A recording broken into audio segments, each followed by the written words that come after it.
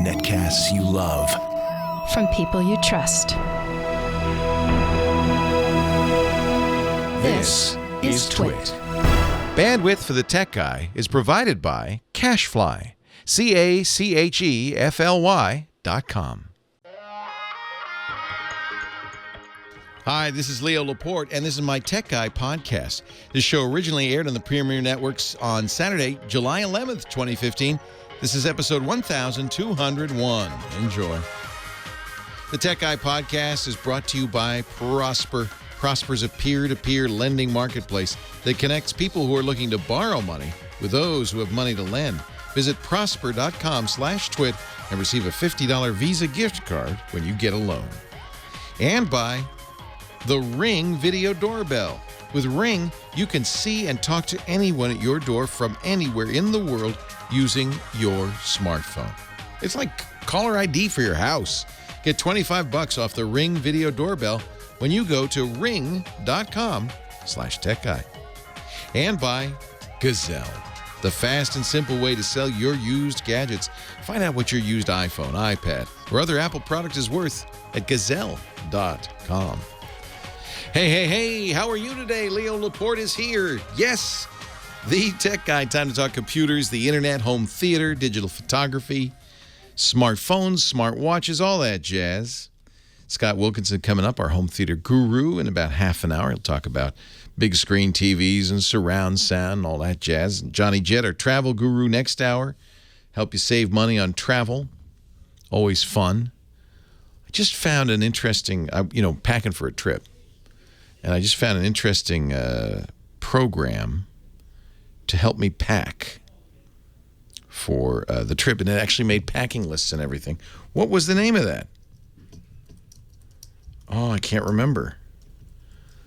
It'll come to me. Johnny will probably refer to it. Actually, I wanted to, as long as we're talking, I wanted to talk a little bit about malware. And particularly malware introduced by shareware sites. How annoying is that? You go to a site, you're going to download software you need, and all of a sudden, it does something rude to you. You can't, I guess, technically say it's malware because it's more like adware. They do ask you, maybe they ask you quickly or you don't pay attention, or there's a little checkbox in the fine print. So they ask you, hey, wouldn't you like the Ask toolbar? And then there is a removal feature, in your ad remove programs. You can see it and you can remove it. So it's not typically called malware, but I think it is because I think a lot of times you don't want it. Things like that Conduit plugin that does advertising on your browser, or that's kind of is malware. Actually, I was very happy. Microsoft, they have a malware removal tool. Recently decided that the Ask toolbar really isn't something you all want. And they are going to now, Microsoft's AV is now going to detect and remove the Ask toolbar. You get the Ask toolbar when you, or used to anyway, I don't know if this has changed, when you install Java from Oracle. And if I'm actually taking a look at the Java setup dialog on Windows. And they do, they say, offer to install the search app by Ask. So they do tell you, this is a page. And then they give you a little cell and says, get easy access to search tools for the web, images, video, and news. Set and keep ask.com as your default search provider. Do you want that? Does anybody want to use Ask instead of Google? Browser homepage and new tabs to enhance your browsing experience. Changes your homepage. Adds tabs to enhance, really to put ads in your browser experience. And then there's a little checkbox, and it says, and it's checked, it says add the search app by Ask. Now, if you're going carefully through this install of Java, you might notice that and uncheck it.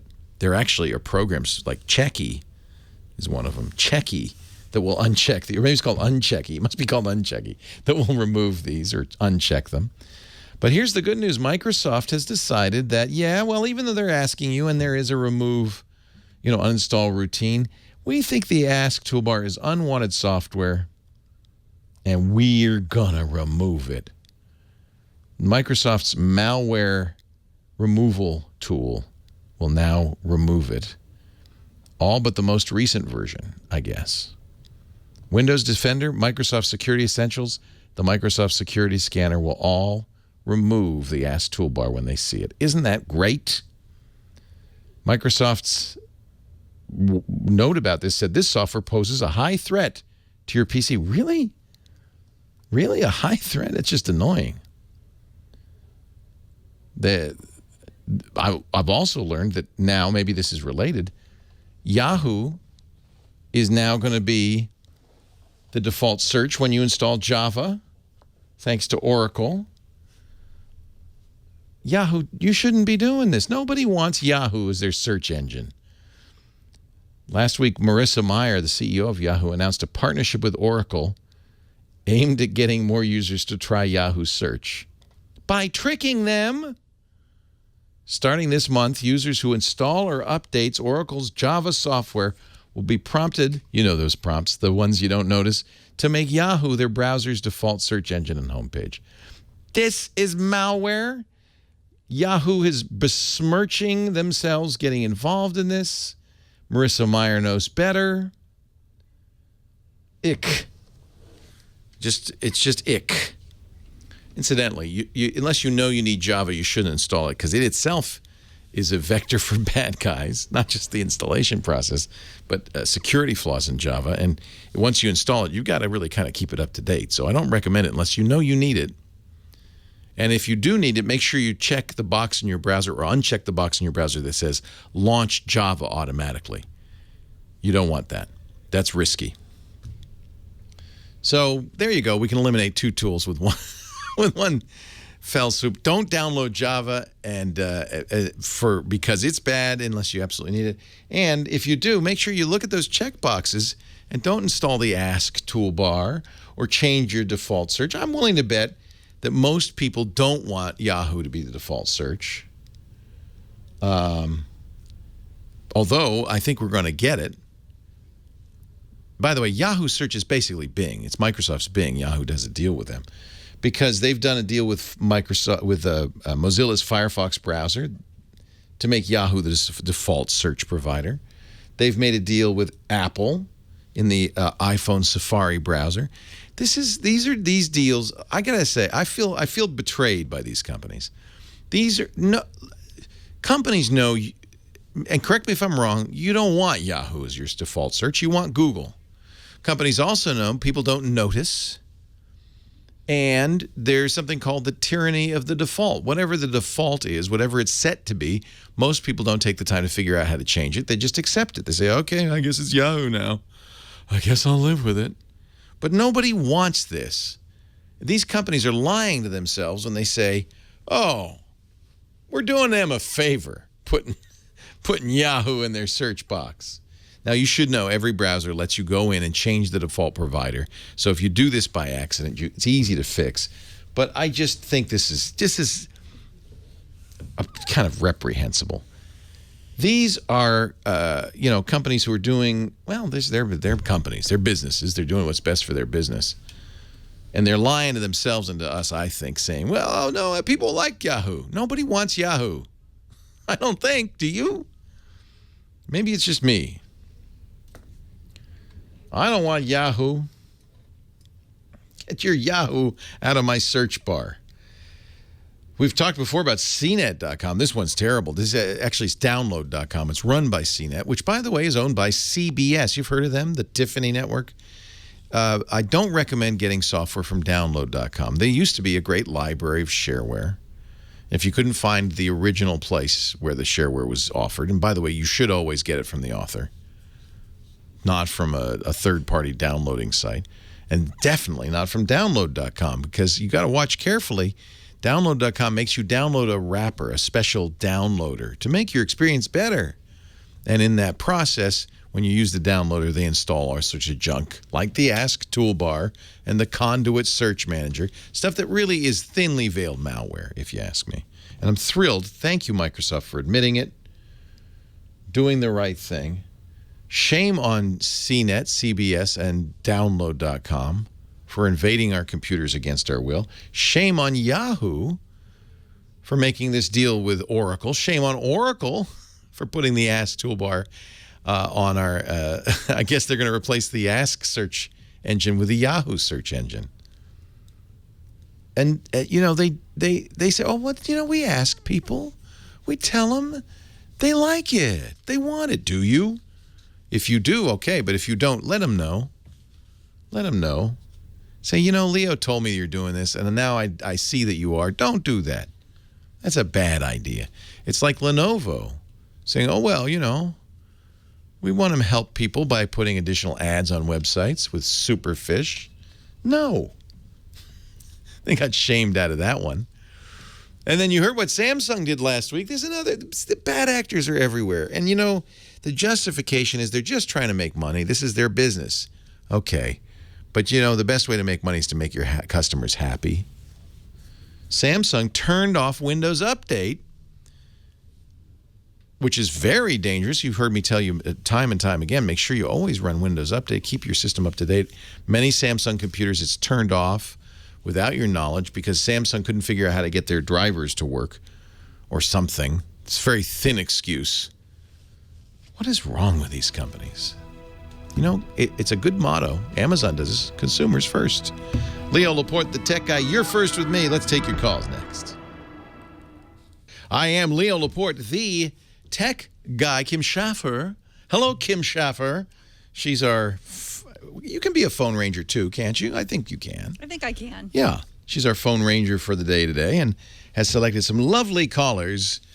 Who should we start the show with? Kevin in San Diego County, he actually did an update to his Blackberry, and now not all the programs that used to work on 10.2 work on 10.3. Oh. And he wants to know if you might know how to help him. Well, let me see. Hi, Kevin. Leo Laporte, the tech guy. Hi, Leo. Good to hear you. Good to hear somebody still uses Blackberry. It's a great phone. I love it. It's you and the president. Yeah, and a few other people. The only one is DoD approved, as far as I know.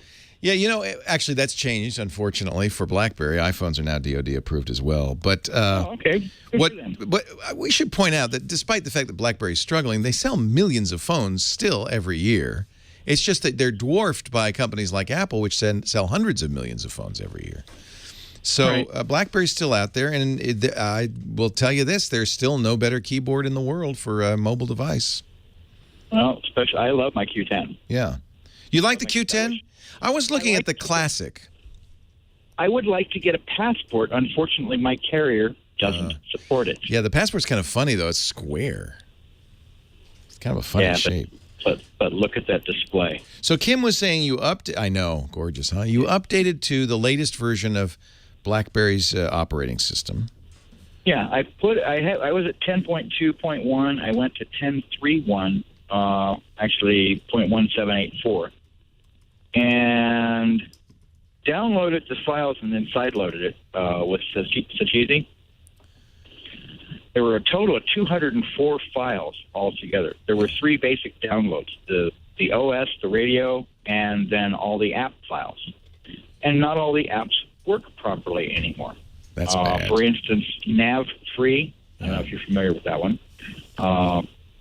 No, I haven't used a BlackBerry since the iPhone came out. I'm sorry to say. Nav Free is kind of nice because it's a free open source GPS with free open source maps that actually load onto the phone. Yeah. So you do not require internet access. That's nice. For your navigation. Yeah. Unfortunately, now under 10.3, it will not contact the internet, even though I've had it hooked up via Wi-Fi. I've had it hooked up via my carrier's connection. I don't know if I should say them or not. Yeah, who's your carrier? Verizon. Have you gone to the site for Nav Free? I've sent them a request. Because it's very possible. I mean, this happens when operating systems get upgraded, even a minor upgrade. This was a small upgrade, that something breaks, and the app developers, it's incumbent upon them to keep up. Yeah, I was scanning through I downloaded all the, I guess they're app updates for each application that's supposed to be able to talk to the OS. Yeah. There's 202 files that came through on the zip file, and there's nothing in there that I can see associated with with that Now, program. let me understand this. It sounds like before you did the OS upgrade, you backed up the apps to another place, and then you restored them from there. No. You didn't?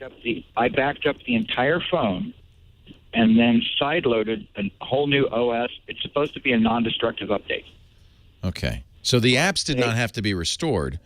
Have you gone to the store and reinstalled the nav-free? I did. And that didn't fix it? I unloaded it. I deinstalled it, uninstalled it, and then reinstalled it, and then going through their options on the program to actually reload the maps. Yeah. Yeah, it says that it can't talk to the internet. So you didn't do an over-the-air update. You did a side load. You went somewhere and you found it and you uploaded it or you downloaded it and installed it. Because Verizon, even though they won't do it.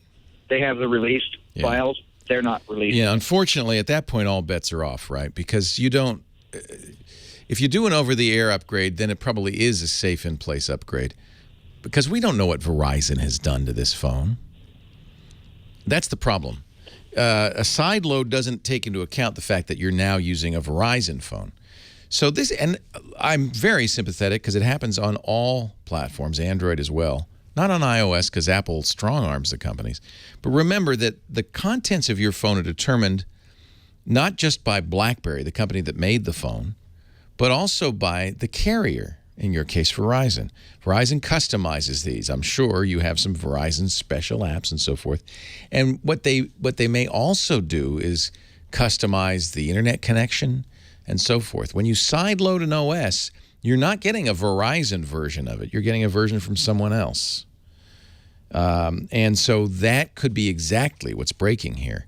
One thing you want to do, and I can't remember how you do this on a BlackBerry. It's been so long since I've used one. Can it really have been 8? It's 8 years since I used a BlackBerry. Love those, by the way. Used them for years. Still have my BlackBerry Curve, the last BlackBerry I used. But on most phones, there is a setting for the WAP server, the wireless access server. And it may be that in the sideload, you sideloaded some definitions that are not compatible with Verizon. So my suspicion is you've done something that's not completely approved, and of course, as a result, the burden is on you. If that's what's not working is an internet connection, which it sounds like that's what's not working, I would go look at the settings for your APN, for your connection to the Verizon servers, and make sure that those are correct. You probably can get some help online. Not from me. I'm not I'm not the expert in this, but I would bet you could get some help online on this if you Googled it. Sideload, I can't recommend. Let's put it this way. I do it all the time. I only can't recommend sideloading because the burden is now on you. Sideloading an OS, if you're impatient, you say, well, look, Verizon's not pushing this update to BlackBerry. I got to do it myself. Okay, but now what and I understand it. It's not illegal, but support is now on your shoulders, not on Verizon's anymore. And you could have messed up the radio baseband. You could have changed the APN settings. It could be there's something specific in that. That's one of the reasons, by the way, you can't just go to their website, because you have an unusual mix of phone and operating system. It's really cool, and I think it's something you get to do to modify your hardware. I'm a strong believer in hardware hacking. If you buy a phone or buy a computer or buy any device, a tablet, that's yours. You bought it. You should be able to modify it. You should be able to play with it. Nothing wrong with that. But understand that once you do that, all bets are off. You can't ask Verizon for help because you've done something that they don't approve of. You, in fact, have put an operating system on there that they specifically have not shipped. There may be a very good reason for that, I'm sorry to say. And I'm not much help because, well, I'm just not a BlackBerry hacker. They're still, it's interesting. They're still around. My feeling on BlackBerry is they have something really precious, which is they bought a while ago QNX, which is a real-time small operating system a lot of car manufacturers use. There's some real opportunities there for BlackBerry. It may not be in phones. 8888 Ask Leo. We're going to take a break, come back with more. Leo Laporte, the tech guy. Leo Laporte, the tech guy. Santa Claus here. It's Christmas in July. No, it's Scott Wilkinson. home theater expert. He joins us each and every week to talk about big screen TV, surround sound, and all that jazz. Hey, Scott. Hey, Leo. How you doing? Wonderful. Good to see you again. Thank you. What's up in your world? Well, in the last couple weeks, we've been talking about this whole UHD TV thing, 4K, more pixels, and high dynamic range. One thing that we haven't talked about yet that I got a letter from a guy named Nathan is high frame rate. So movies, as you probably know, have been shot for the last 100 years at a rate of 24 frames per second. That was the slowest frame rate they could do. They could get away with. They could get away with it. It still looked like it was fluid motion. Correct. Because they didn't want to waste film stock. That's right, because film stock was very, very expensive. Plus, early projectors couldn't handle it if it was going too fast. There was lots of reasons why you wanted 24 frames. Right. There was another one that was that the optical audio track that was printed next to the actual film frames needed that speed in order to sound halfway decent. Wow. That was another reason. Wow. Yeah, exactly. All right. But we're still using it. We still are 100 years later, and most movies are shot on digital now. They're shot with digital cameras. A few of the Hollywood directors are still convinced that film is better, and so they've convinced the major Hollywood studios to support Kodak's last film manufacturing facility. Wow. Some people feel like it looks better. If they want to, I think that's great. Sure, it's the same argument as whether or not analog vinyl recordings or digital recordings sound better. I mean, people will argue about that endlessly and ad infinitum till the end of time. So I'm not going to get into. I'm looking at my smartphone. It can do 24. Forget it. It can do 60 frames a second easy. Easy. High def 60 frames a second. So. Yep. And so why not shoot movies at that? We've seen a couple of examples of that. The Hobbit, the 3 Hobbit movies were shot at 48 frames per second, twice the normal rate. And could you tell the difference if you saw it? Oh, absolutely. No question about it. But here's the thing. It engenders the same argument that 3D does. Oh. There are people who really love it, and there are people who really hate it. We talked recently about the soap opera effect on LCD TVs, and this happens when the LCD TV inserts synthesized frames in between the real frames in order to make motion sharper. The same thing is said about when you actually capture at the higher frame rate. It looks too real. It looks too real. Yeah. In a sense. And is that your experience? Because I've never seen high frame rate. Oh, it does look different. I personally like it, but then again, I personally like 3D. So you don't particularly like 3D. I don't like 3D. So it's a matter of taste, It is kind of a matter of taste. Now, Nathan makes a really good point here in his email to me, which is that when you look out at the real world, right, you're just sitting there in your chair and you're looking, or you're driving in your car and stuff flashes by, it's not perfectly in focus. It's not super sharp. If you move your fingers in front of your eyes like this, your fingers look blurry. And so he points out that, hey, if you shoot at a really high frame rate, and people are talking about up to 120 frames per second, wow. Which is no problem in digital. All it takes is a hard drive space. Yeah. Then things are going to look too sharp. They're going to look sharper than they look when you look out into the real world. So there's a lot of controversy, a lot of people questioning whether high frame rate is really the way to go. There's a bunch of research on how fast is too fast. When do you get uncomfortable? And it's a variation, like most human things are, right? But most people are starting to think that, well, I don't think we need to go past 48 or 60. How does this impact home viewing? Can we do the same thing? Doesn't my digital display do 60 frames a second naturally? Well, yes, but will it accept a signal of 60 full frames per second in 4K resolution? I don't even understand why. I mean, what's going? Okay. Well, there's more. You need more bandwidth. You need more a wider pipeline into the TV. But most computer monitors are doing that. Yeah, but that's a computer monitor. Oh. That's a different industry. Okay. The TV industry has a little ways to catch up. That's what's confusing about this, because I'm probably looking. Yeah. In fact, we don't even recommend computer monitors that can't do 60 frames per second. You don't even want to go below that on a computer monitor. But on a TV, like if I'm watching my Panasonic Viera that we were just talking about, what is that? Is that 60 frames? 30 frames? 24? What is it? Depends on what you're watching, and that's the key that I was about to get to, is that what are the studios and the TV stations sending to your TV on a Blu-ray with virtually all movies? It's 24 frames per second. It still is. That's what it is. Yeah. Really? But wait a minute, can my TV even handle that? Doesn't it upscale it or something, or is that? Some TVs do, some TVs don't. Some TVs apply a weird thing called 3:2 pull down, which converts 24 frames per second to 60, because TVs are naturally 30 and 60, because that was the video standard based upon the frequency of the power cable, the power line in your house, which is 60 cycles per second. This is so confusing. Just tell me what I should buy. Well, once again, there is no content at high frame rate for the home. Okay. None. Zero. All right. It doesn't exist. Don't worry about it. Don't worry about it for now. It's coming down the pike. And that's what Nathan had asked me about.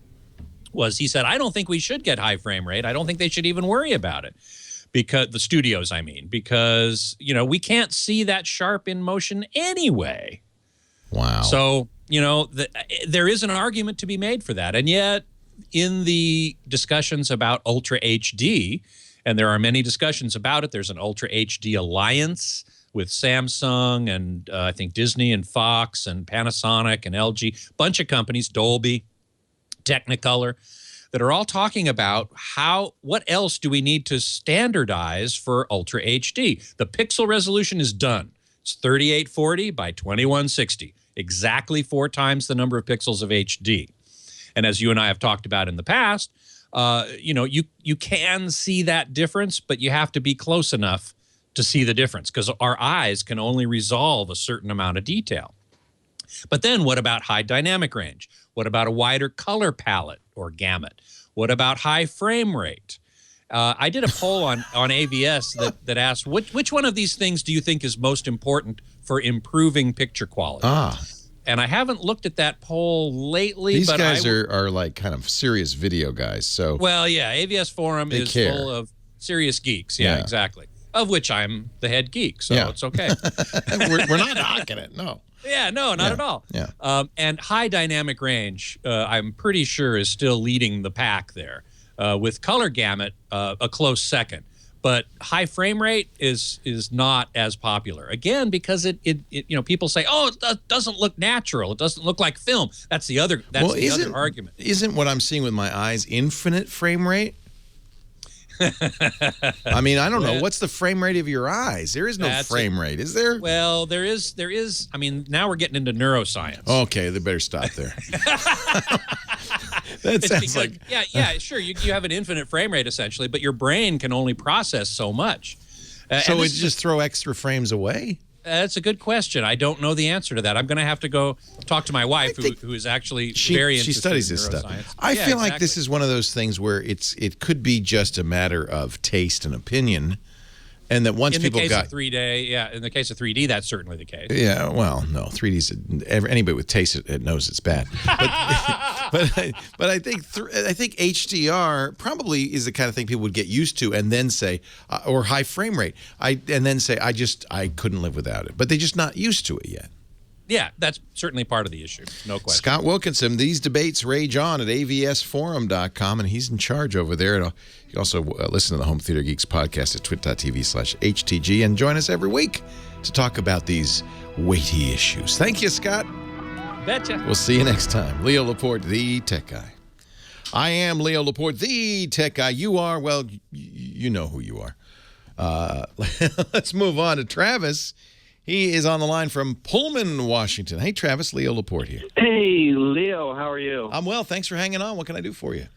Oh, well, thanks for taking my call. So I have been using the TuneIn app to listen to various radio station streams online. Love it. And the particular radio station that I listen to every day, well, it's not a radio station anymore. He's gone off Tom Likas has gone online. Good for Tom. And he has an app that he just put out about a month ago. Well, for some reason, the app, when I use cellular data, it drops off. The whole connection just goes. And if I have it on Wi-Fi, it works just fine. So I'm trying to figure out what I can do to make it work, because I feel like I'm going to get the blame game, because Tom's saying it's a Sprint issue, and I'm sure. So Tom already knows about this, and he says it's a problem for Sprint. Right. So they don't. Tom, and this is not unusual. Tom's decided not to be on TuneIn or iHeart or CBS. He actually is on TuneIn. Oh, he is. And does it continue to work on TuneIn?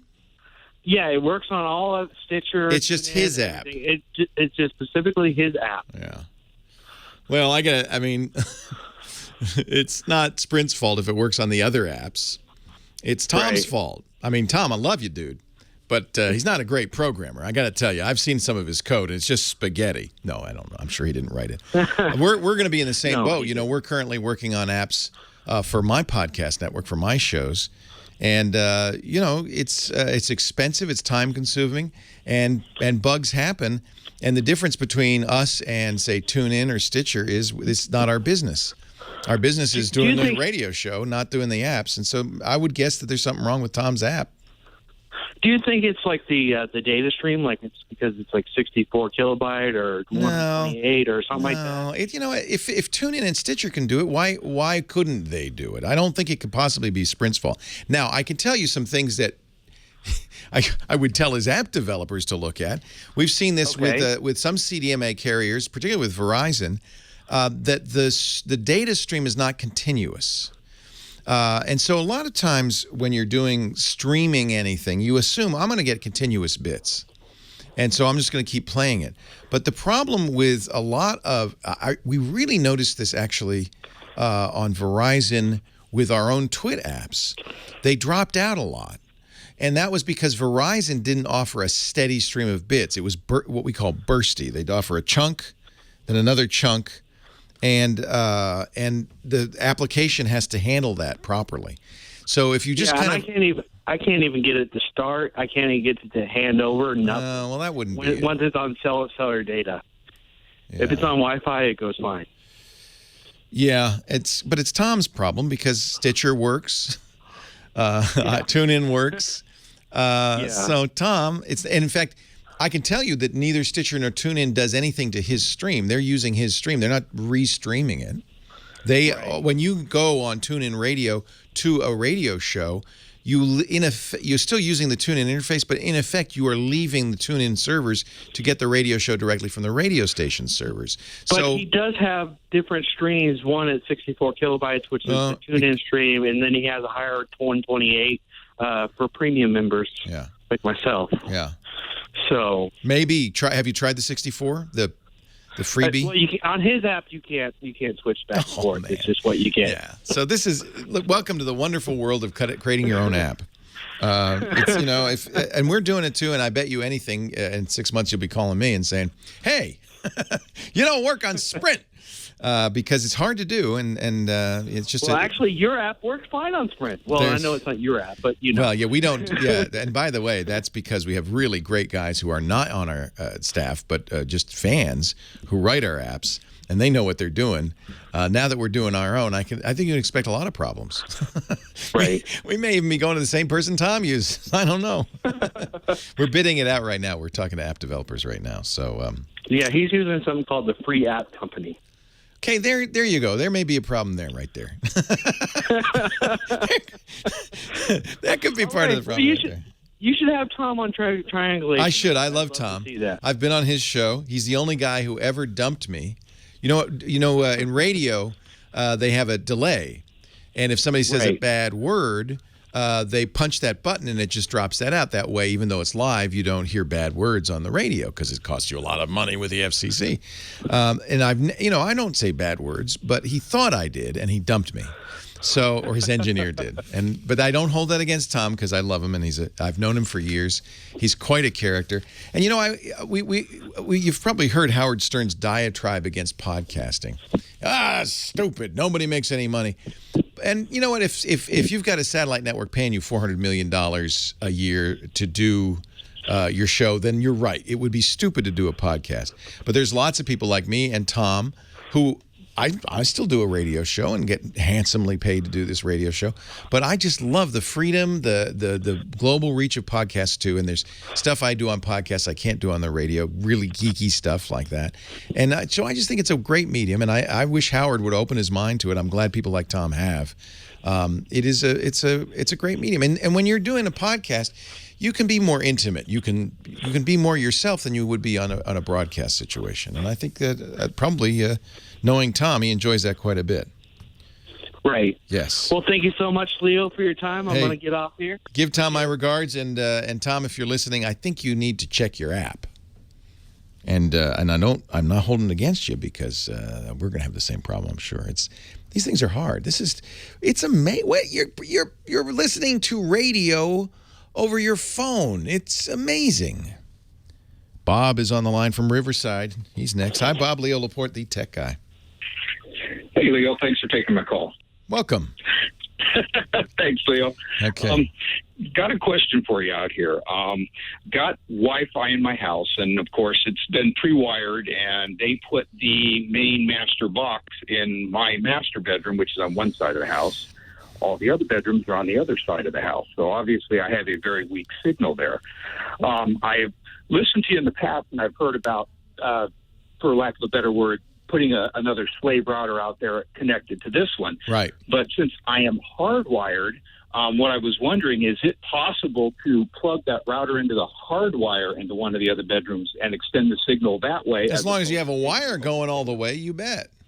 Oh, okay. All right. Yeah, I was going to say, it wasn't an issue until my daughter got her new iPhone. And because the old iPhone that I have, I said, I'm a dinosaur. I have the 4S.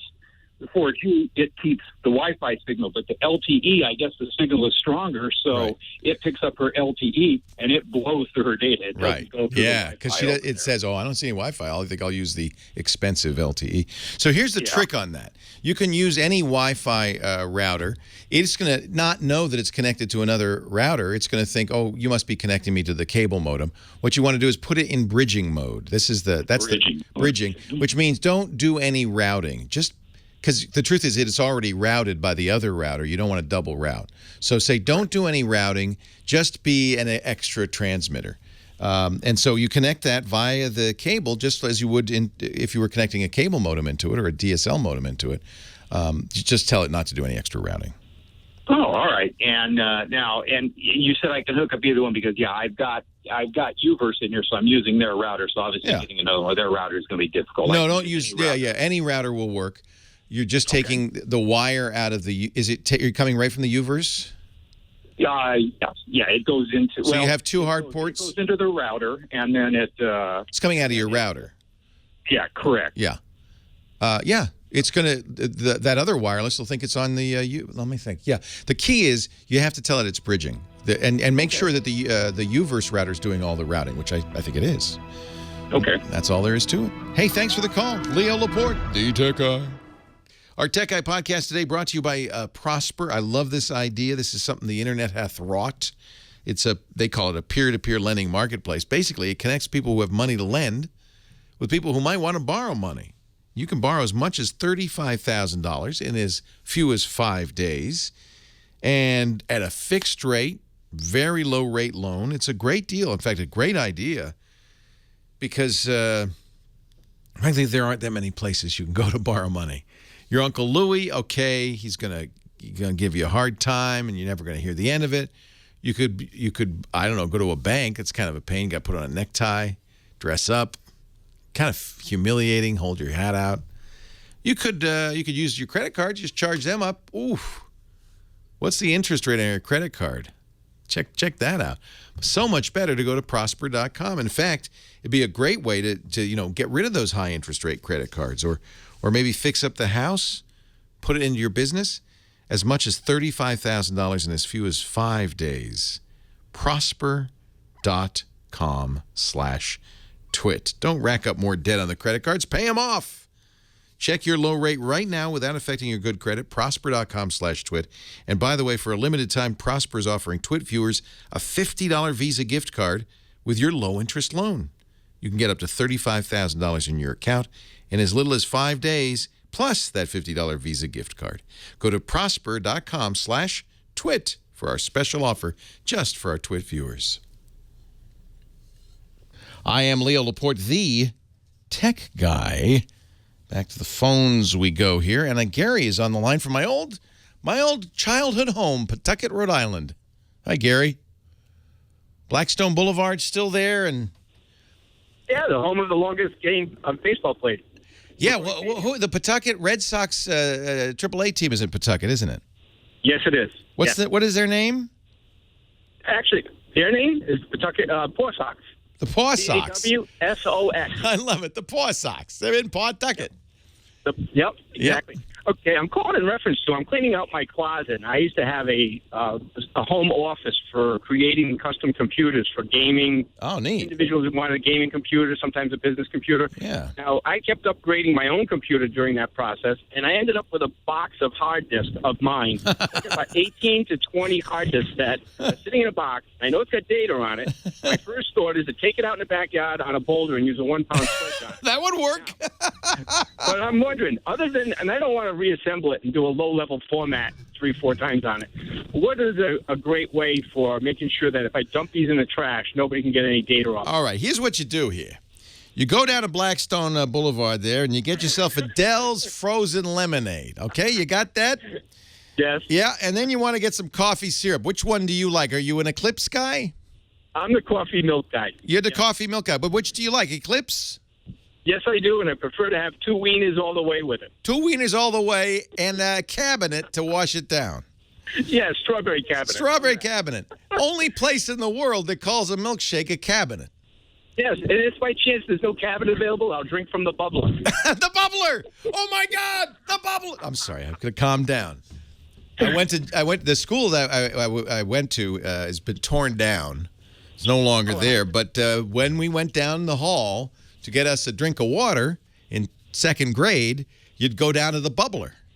Yes. That was the water fountain. Why does Rhode Island have its own language? I have no idea. Don't forget about our quahog. Oh, I love the quahog. You know, quahog's been made famous, of course, by Family Guy, which takes place in Providence. Or is it? Where does Family Guy take place? In Quahog. It's from Cumberland, Rhode Island. Yeah. Yes. Seth MacFarlane went to the Rhode Island School of Design in Providence. He grew up in Cumberland. Yeah. Wow. Exactly. Nobody tuned into this show for a Rhode Island travelogue, but that's what you got. So it's an interesting question. How do you get the data off the hard drives? I really don't care about the data. I really just want to destroy the hard disk so that nobody can recover it. Well, that's what I mean. Yeah. If they recovered it, they'd get your data. And you don't know what's on there. It could be credit card numbers. It could be all sorts of stuff. In fact, I remember a study by a guy at MIT, an old friend of mine, I've forgotten his name, but he bought on eBay a bunch of old hard drives. And they came from bank ATM machines, and they were intact. The data had not been wiped. Yeah. You can only imagine what was on there. It's a very scary venture. Yeah. So you're right to want to wipe it. Now, when it's still in service, the best time to wipe it is when it's still in service. And then run something like Derek's Boot and Nuke, DBAN we call it. If you search for DBAN, as long as you've got a Windows running, you can wipe it, as a secondary drive, and that's probably the best way to do it. What it does, it writes 1s and 0s and 1s and 0s 9 times. It does. Yeah. But you can't. The drive's out of service. You may not even start up. So depends on how crazy you want to be about this. My friend Patrick Norton, you may remember him from the old TV show The Screensavers, would unscrew the drive. All hard drives are in a metal case that actually have screws on them. You can unscrew them and open them up, and it's kind of cool, frankly, to open them up and look at them. Yeah. Matter of fact, one of them that has a circuit board attached on the backside of it, if you look at the circuit board very closely, you'll see all the little lines in there that are in the shape of a motorcycle. What? I should take a picture. And Please do. Would you send or Instagram it or something? That's in the shape of a. So when the engineer made the circuit board, he actually took the extra time to make sure the traces formed a motorcycle. That's crazy. It's about an 1/8 inch high by about a 1/4 inch long, That's and hysterical. I see that on the circuit board on the back, and I said somebody had too much time on the end. That's hysterical. Wow, that is some sophisticated engineering, I must say. Yes. Worthy of Seth MacFarlane, I think. So here's the deal. You could unscrew the lids, take the platters out, and damage them. Patrick would take a sledgehammer to them and bang on them. The British government has a protocol for this. They'll wipe the drive with something like D-band. Then I'll open up the drives, take the platters out. They look like CDs. They're metal. Sometimes they're glass, actually. Be careful. Patrick once hit a glass one, almost put my eye out. I wear goggles. Wear goggles. And you take these platters, and what the British government Secret Service says is you now grind those up, with a grinder, I don't know what kind of grinder they're using. They grind them up, and then they take the little shards, and they put them in a safe in the basement of the British Secret Service. That's what they do. Now, I don't think you need to go that far. No. And in fact, I think Simpson Garfinkel, who is the MIT student who bought those hard drives, did a study. He said if you wipe it once, we don't know of any way. We maybe presume that the NSA has some way of, or some governmental agency has some way of reading these once you erase the data. But for the most part, no everyday crook could do this. And we don't even know of a way you could do it if you were the NSA. So I think it's sufficient to open it up. If you have a big magnet, run the magnet over it. Yeah. That would work. 50-pound magnet. Yeah, 50-pound magnet. Hammer it, bend them, put a hole in them. Anything like that's going to make it so hard to read that no one's going to take the trouble to do that. Okay. I come across that circuit board. I'll actually, if I'm taking it apart, I'll take the circuit board off the back, drop it in the mail, and send it to you. I would love that. Do you have my address? Box 1018, Petaluma 94953. Okay. I would love that. Send me some Eclipse coffee syrup while you're there. No, I'm just kidding. I have a good friend, Rich Siegel, who BB Edit, a great program. Mac users have loved it since the day the Mac came out from Bare Bones Software. He is a coffee milk addict, and every once in a while he'll send me some Eclipse syrup. Yes. Just trying to kill me, I think. Small world. You come from Rhode Island. Isn't that great? I know what a cabinet is. I know what a bubbler is. Gary, great to talk to you. Here too. Take care. Simon is next in Indianapolis, Indiana. Hi, Simon. Hey, Leo. How's it going? It's going great. How are you? Not too bad. I've been wanted to tell you, I've been watching your show since the early 50s, the old black and white days. Yes, I've been here a long time. Back for the IBM System 360. Yeah, I've even got an old kinetoscope of one of your shows. Oh, my God. When it was me and Ricky Ricardo, and we believed that we should record those shows. What can I do for you, Simon? I've got about a year and a half ago, I bought an iPad 3. And at that time, I had iOS 7 on it, and it was running great. Everything worked fine. Yeah. About a month ago, I upgraded to 8.3, the newest software. Yeah. And ever since that, I've had nothing but problems. The major problem is that the battery dies out very, very quickly when I'm using the unit. And it takes almost 6 hours just to recharge. Yeah, it takes 6 hours. I don't think that's it could be the operating system. Occasionally, an operating system upgrade on iOS will cause battery issues. Much more likely, how old is that phone? Well, it's iPad 3. iPad 3, so it's a couple of years old now. Right. I'm thinking maybe the battery is shot. You think so? Yeah. Now, I've checked the forums for Apple, and some people have reported or said that the battery has been dying out quicker for some people. Not unusual, and we see that almost every iOS upgrade. That doesn't sound. I mean, the fact that it takes a lot longer to charge, that's a bad sign. So lithium-ion batteries have a certain number of cycles, typically 500. So you've had that iPad 3 for 2 years, almost 3. Yeah, coming up to 2. Yeah, coming up to 2. Well, if you charged it and discharged it every day, of course, you'd run through all 500 cycles in a couple of years. Gotcha. Okay. So is that typical use that you would drain it all the way and you charge it up all the way? Normally, when I use it, I use it in the morning, and then I come down to 70% and then recharge. Yeah, well, that could do it. Yeah. I would bring it to the Apple store. Only they can replace the battery. It's about $90 for a battery replacement. It could be the operating system, but the fact that it's taking longer to charge, that sounds like the battery. Leo Laporte, the tech guy. I am Leo Laporte, the tech guy. And you know who you are. In fact, I think you're Ashley from Minnesota. Am I correct? Hello, Ashley. Hi there, Leo. Hi, welcome to the show. It's good to finally hear you. Yay. Why, you don't hear me? No, not a lot. Well, I should say not anymore. I have been listening to you and watching you since I found you on Tech TV when I was 5. Oh, I love that. Wow, now I feel very old. That was about 20 years now. I was the original tech toddler. Oh, man, it's been a long time. Yeah, we did. You know, I started doing call-in talk radio like this, computer talk radio in the early 90s with John C. Dvorak. I was probably 91 or 92. Did Tech TV from 98 to 2004. And still, I meet people all the time. Wayne's here in our studio visiting. He watched the old screensavers. That was a great show. Excellent. Yeah. Call for help was my jam. I want a bumper sticker that says that. I like it. Right? And I would have called in call for help with this issue, but this is actually kind of a new age issue. Yeah, well, that's true. In 98 through 2004, we didn't have smartphones. We didn't do a lot of wireless routing. There were a whole bunch of stuff we didn't do. What's your problem? Well, it has to do with this new Internet of Things stuff and how you get all that connected. I just bought my first home up here in Minnesota, and I've never had problems with these $40, $50 routers because I've only got 6 or 7 devices on the Wi-Fi. Yeah. But now we want to do IP cameras. That's right. One of the Schlag locks, the video doorbell that you've mentioned before. Ring, yeah. But we're not, great. Yeah, but we're not sure if our good old $50 router is going to handle.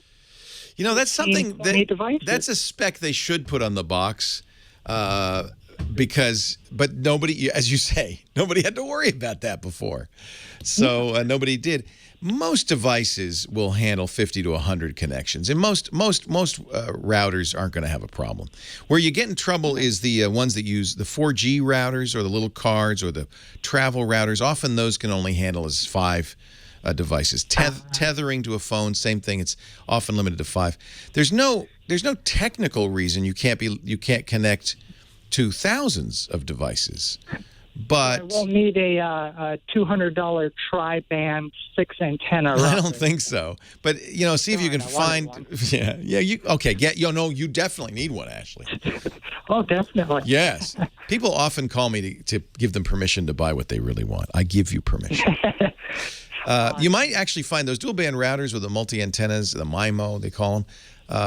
Often are better. So you might get better connectivity by doing that. It's certainly not snake oil. It's a real thing.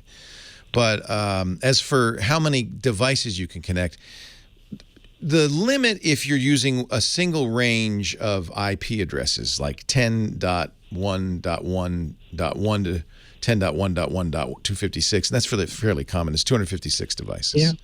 That should be enough for you. Awesome. But there may be other reasons they limit it. They may say, well, we don't have the horsepower. And that's part of the issue. Routers are computers. They're very simple, kind of dumb computers. They've got software. They've got storage. They've got a processor. They're getting much more complicated. They sure are. They got blinky lights. The only difference is they don't have a keyboard, mouse, and monitor. You use your browser and your keyboard and your mouse to connect it. To it and to set it, but because they're dinky, cheap computers, it's absolutely possible to overwhelm them, and so you could put a router in that says, "Hey, we handle 50 different devices," and find that it's not keeping up. The thing about Internet of Things is your doorbell doesn't use a lot of bandwidth. Most of these devices, your thermostat and so forth, they're just periodically just going blip, little blips, blip. And that shouldn't still maintain a connection. Yeah. My big thing. I don't. As long as you have. By the way, they're saying it's 255, but isn't it 0 to 255? I feel like it's 256 devices. Boy. But anyway, you want to leave one for your broadcast and one for your network address. Yeah, and I think that that's right. Some are taken. So, but I think you should be able to get hundreds. I think you should. Good. And as a last question, what router would you recommend?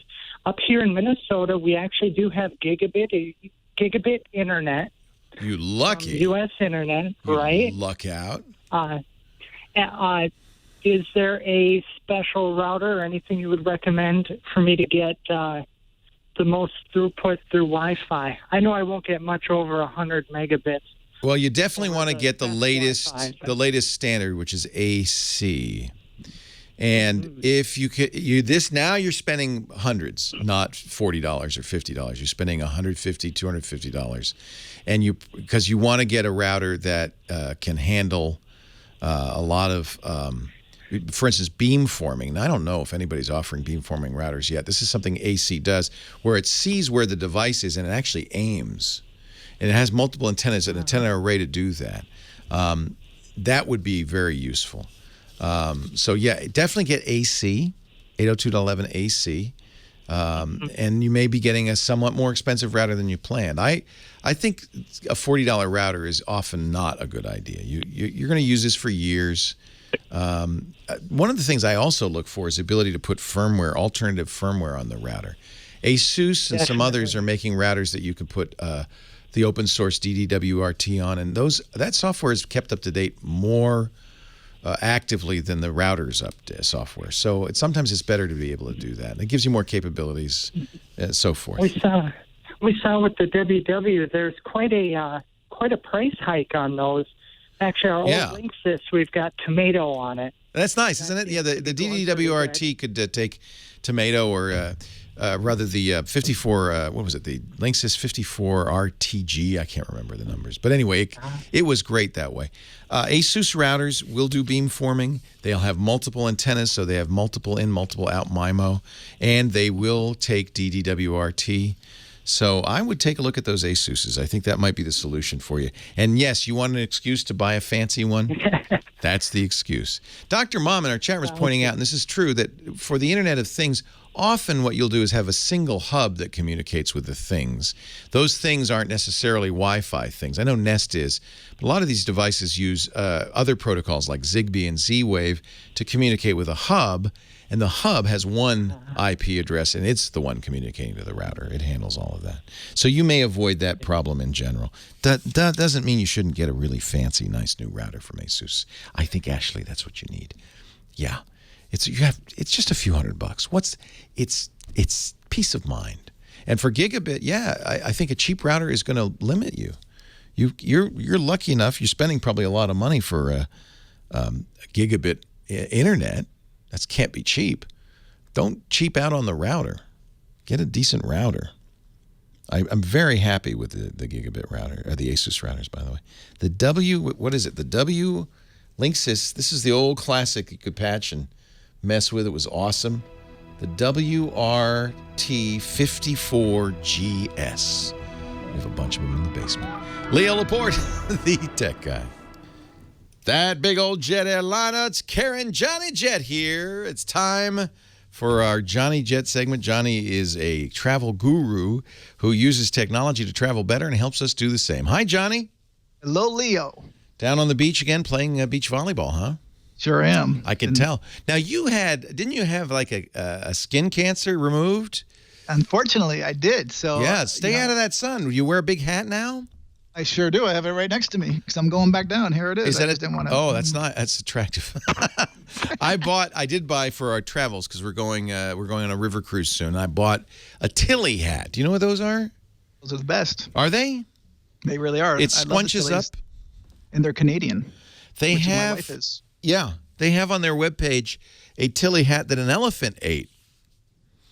And then I guess the person liked the hat a lot because she recovered it, washed it, and it's perfect. That I'd like to not see. Don't go to the website then. But a lot of people don't know about the Tilly hats, by the way. There's a little secret compartment up top above your head. You can put your wallet in there. You can put some small change or putting my American Express checks up there. I hope you're not carrying those. No. In fact, the cruise line even said, whatever you do, don't bring traveler's checks. Okay, good. You're probably too young to remember, but boy, when I was a young man and traveling, when I was your age, that's what you do. And you'd countersign them. Remember, you'd sign them once, then you'd take them to Europe, and you'd sign them again in front of the shopkeeper. They don't want those anymore, do they? No, definitely not. Do ATM cards work fine overseas? They do. Just make sure it's 4 digits and call your bank and your credit cards ahead of time. This is very important. Actually, this just happened to my wife. She's Canadian, and she just got declined, or she says she got declined. I think she just wanted to use my card. But it's a good story. No, it happened to my daughter. My daughter's studying Spanish in Spain, in Murcia right now for a month because she's a college kid. And I said, I felt bad. I said, I forgot to tell you, call your bank. She texted me. She said, I can't use my ATM. I said, here's the number. Call the bank. Tell them you're traveling. And she did, and it unlocked.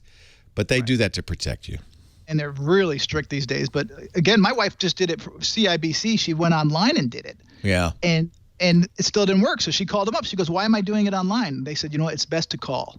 All right. I'm making a note of that. Call bank. So I should probably say why. Call bank for something. Okay. Very important. Very important. Johnny, what do you got for us today? All right. So I got an app and a website. Yeah. And this one is so new that it just came out the other day. Tripster. TRIPSTIR. So this Wait a minute. Don't tell me what it is. It is about cocktail mixing on board an airplane. That's what I thought it was, but it's not. Because stir, S-T-I-R, like to stir a drink. What is it, really? So this actually is a site or an app that will let you know where your friends are before. They'll match up your travel schedules, so you can find out if your friends, family, or colleagues, or even if you want your followers on social media to know where you're going, so you can, wherever you're going, you can have, you won't be lonely. You can call them up and say, hey, you want to go to dinner? Or whatever. I did that. I was in Buenos Aires a few years ago, and I tweeted, I'm in Buenos Aires. Where's a good restaurant to eat? I got a lot of tweets, and I went to the restaurant. About 7 or 8 people joined me, native Buenos Airians, and we had a wonderful time. It was a great way to meet people. So I could do that with Tripster. Correct. All right, TRIPSTIR. It's just launching now, so It's so new you can't even test it out, although... I'll test it out when I get to Cologne. It should be launched by then. So that's good. By the time I get to the cathedral, it'll be on my phone. And so what do you do? How does it work? You say, here's my Twitter, here's my Facebook, and let them know I'll be in Barcelona, or what? You can, or you just put your schedule in there, and it will tell your friends that you connect with. Oh, I'll do that. So I would do it with my friends and family, although... some family members I'm not so sure about. I'm not in Spain, Dad. Not me. No, that'd be kind of fun. I'm going to be in Germany, Austria, and Hungary, and I could put that in there, and people will show up wherever I go. I wouldn't mind it, like people just applauding politely as I walk by. Yeah. Little golf clap. I'm afraid someone's going to throw like a dagger at me. Or an egg, yeah. Okay, so that's Tripster, just launching in July. TRIPSTER. STIR. But it's on iPhone, right? You should get it on your iPhone. This one, I think, is only iPhone right now. Well, it looks very interesting. I try and do both Android and iPhone, but sometimes you can't. Actually, most of the time. Which are you, Android or iPhone? I used to be all Android, and now on my phone, I'm just using the Apple Plus, 6 Plus. Have you found that good for traveling? I love it. Yeah. It takes amazing photos. It's just almost all the camera you need, really. But I keep it back. I keep my Android in my backup, which happened to me when I was on a Uniworld cruise, and I went on a bike tour, and I dropped my phone, hit the brake too bad, and just destroyed my phone, my Apple phone. So luckily I had my Android in there, so I just swapped out the SIM card. Okay. Because I went to the Apple store in Munich, and they're like, well, we can't get you a U.S. phone for 2 or 3 days. And I was leaving the next day.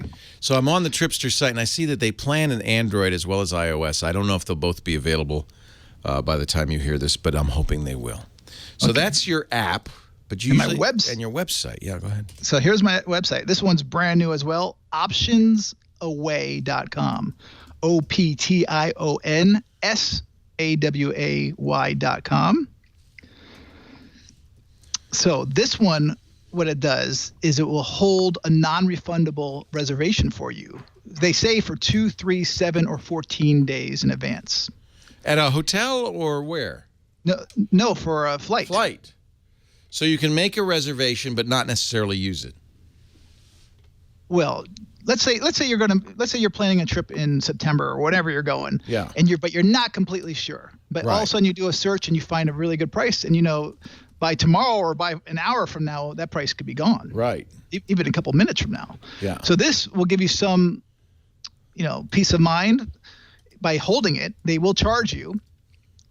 And so that's how these guys develop. I just don't love it because I tried a couple different flights. Yeah. I tried one on American, and they didn't offer me 2, 3, or 7 or 14 days. They only offered me 1 day for a $16 hold, which is a kind of a scam because first of all, AA.com allows you to hold airfare for free for 24 hours. I figure these guys are making money because while sometimes they'll lose money, they can make money on things like that where they actually charge you for something you can get for free. Something like that, maybe, you think? But the airlines do not hold your tickets for 2 or 3, 7. No, usually it's a day or two, right? It's just usually a day. And actually, there's a law. Any carrier, domestic or international, that's selling tickets in the U.S., they have to allow you to cancel a reservation within 24 hours of booking it if you booked it at least 7 days out. You can't do it for tomorrow or something. No, I've taken advantage of that because I've made mistakes in the booking, and if you catch it, you can call them and say, and they won't charge you to change it. You can cancel it and make a new one. Yeah. So, and that's the Department of Transportation. So the rule is they either have to hold it or allow you to cancel within 24 hours. So by the way, on American Airlines, they allow you to hold it. So if you hold it for if you just book it on AmericanAirlines.com and then try and cancel it, that's not going to work. You have to hold it on American. So that's very important. And options away will it maybe extend it for a little bit. But buyer beware. Buyer beware. It's a new site. I'm not so sure about it, but it's interesting. If they can do it, great. Because some of them, they'll offer it to hold for $16, $28, whatever. And it could be worth it because just the other day I was booking a ticket from New York to LA. And, I first looked, it was $200. And I looked, it was $358. Wow. Just a few hours later. Wow.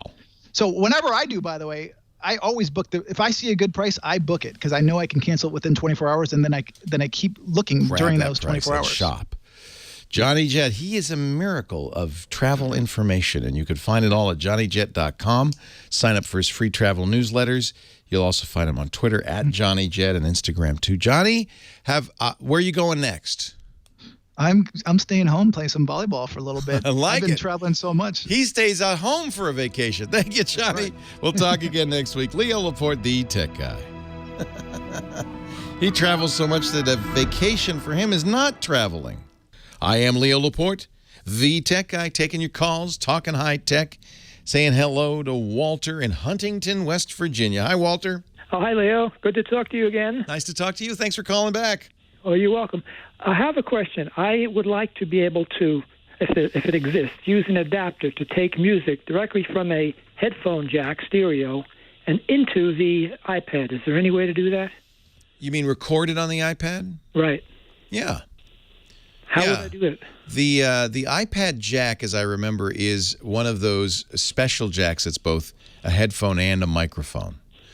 So you have to get a cable that has, I think it would have 3 or maybe even 4 rings on it. And so you're going to look for a cable. I wish I could send you to Radio Shack because that's where you would go to find a cable that would double as a microphone and an audio cable. And then you need software on your Mac to record the audio. What are you playing it back from? Well, I don't have a Mac. I just have an iPad. No, I'm sorry. I should have said iPad. I meant iPad. Okay. Well, I'm playing it back from a boombox. So you got a boombox. You're taking analog out of the boombox's headphone jack, and you want to put it into the iPad. Right, through the lightning connector, No, you don't need it. You could actually put it in through the audio jack on the iPad. The headphone jack. I'm pretty sure. I'm going to have to check that, but chat room will fix me up if I'm getting it wrong. But I believe, certainly the Apple laptops do this, that what looks like a headphone jack is both. They do it for headsets that have microphones and earphones. They have one plug, and it can do left, right, and microphone, right? Oh. So if that's the case, do you want it to be stereo? Oh, it has to be stereo. Oh, never mind. I'm sorry. Oh. Sorry I mentioned that. It would be mono. Oh. Well, okay. Another question then. So, wait a minute. I'm not done. Let's think about this. What you want is a device that will record. You're right, through the Lightning port. Right. So you want stereo analog audio in and Lightning port out. Well, no. It would be the earphone headphone jack out, into the Lightning connector of the iPad. Yeah. So I'm wondering. I'm sure somebody sells something like this. The Lightning connector does takes audio in.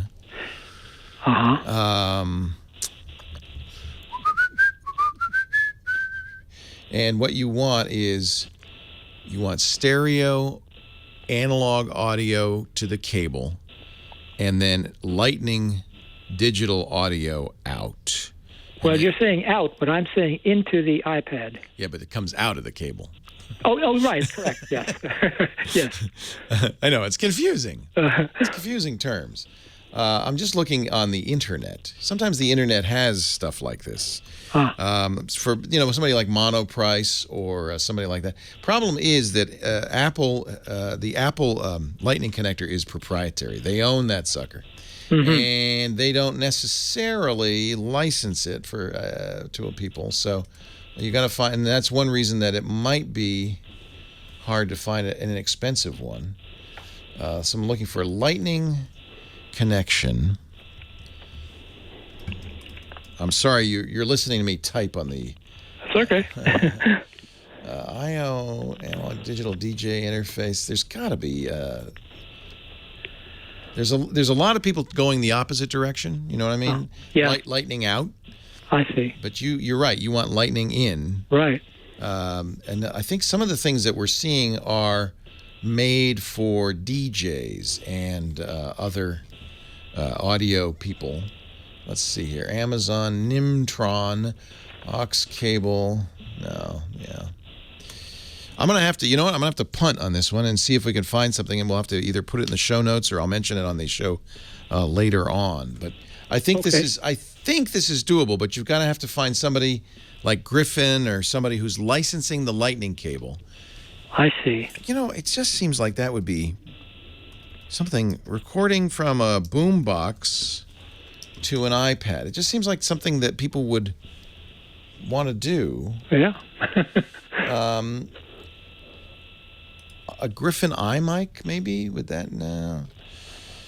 Well, I'm going to, you know what? It's funny. You would think this is a simple, straightforward question, wouldn't you? Yeah. And you got me. I'm going to keep looking. No, don't apologize. Just keep listening, okay? And Walter will find something for you. I sure will. Can I ask one quick question? Sure. There is a microphone that Apple makes that does plug into the Lightning connector. Well, you can always hold the microphone up to the boombox, of course.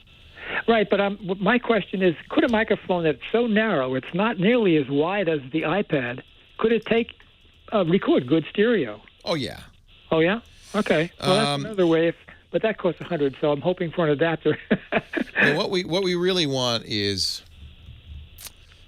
people are sending me stuff, but I don't think it's going to do what you want it to do, because a lot of people use their iPad to make music. They connect the Lightning cable, and that goes out of the iPad into some sort of stereo jacks. That's not what you want. You want the reverse direction. Right. So I'm going to keep looking and see if I can find something that'll work for you. A lot of people have suggestions, but and I know you can do this because I have microphones. In fact, you mentioned it, that connect to the Lightning connector and take analog audio from the microphone and digitize it and put it in as bits through the Lightning connector so that the iPad can record it. Griffin's iMic does, or not iMic. One of the Griffin mics does that. So that's doable. In other words, Apple supports it. We just got to find the right device. I shall keep looking. I'm not going to give up until I find it. Keep listening. All right, Walter? I sure will, Leo. Thank you very much. I apologize. I couldn't come up with something off the top of my head here. But we shall keep looking. Here's an interesting article that seems to Lightning to USB, and then a powered USB hub that takes. Well, it's complicated. It's complicated. Part of the problem is we're talking analog to digital. So the iPad wants bits into that Lightning port. The boombox itself is an analog device. What's coming out of the headphone jack is analog. So we have to take analog waveforms, convert them into ones and zeros, and then pass it up into the iPad through, thank you, Apple, proprietary connector that you have to license from Apple, that Lightning connector. I know the devices involved can do it, but we got to find just the right cable to do it. Sandman in our chat room is sending me a link to the Sweetwater folks, who are great. I buy a lot of equipment from them. This looks pretty complicated. Turn your iPad into a studio with the Griffin Studio Connect with Lightning iPad dock, a mere $150. Okay. Looks like it would do that. It's a little bit overkill. It's really designed for musicians who want to use MIDI devices to connect to the iPad. It does connect via Lightning connector. Yeah, it looks like you can hook up. Yes, this would do it. This would do it. Eighth-inch stereo headphone jack and stereo RCA outputs provide connections. Yeah, it looks like you could do it, but it's $150. It might be a little more than Walter wanted to spend. But take a look at that. Griffin does a lot of this kind of stuff. I use, as I said, the Griffin iMic. This is the Griffin Studio Connect. It's got a knob. It's got a dock. It's very fancy. It's $150. Blue Mic makes a variety of stuff like this too. The Mikey. I'm going to keep looking. Chat room's been great. Thank you, chat room. Leo Laporte, the tech guy. Not enough time to talk to Carol, so I'll tell you what. Let's take a break for news at the top of the hour, and we will have a lot more. You stay right here. Oh, we're going to go on with the Tech Guy show in just a bit, but I got to show you my new doorbell. Oh, my gosh, I love this. It's my Ring video doorbell. I love that. It was really easy to install. What's great is the Ring kit gives you everything you need, and it replaces your existing doorbell, wired, or even you could put it somewhere where you don't have a doorbell, because it's got a battery in it that lasts a year, lithium-ion battery. And it's got a camera on it, a wide-angle camera that'll give you a view of everything that goes on. You can even turn on motion detection, so even if somebody doesn't ring your doorbell, you can see what's going on outside your house. You can also, I love this, talk to the person at the doorbell from anywhere using your smartphone. As long as you're on the internet, anywhere in the world. That is awesome. The kit comes with everything you need. Here's a screwdriver handle, a drill bit, the screwdriver bit. You've even got in here a level, all the screws you need. Look, I'm no handyman. It was so easy to install, and then you install your app on your iPhone or your Android phone, and now you're answering the phone. You don't have to buy it, but for the first month you get free a online DVR, so it will record people coming to your door. In fact, I can show you. Let me launch my Ring doorbell software here.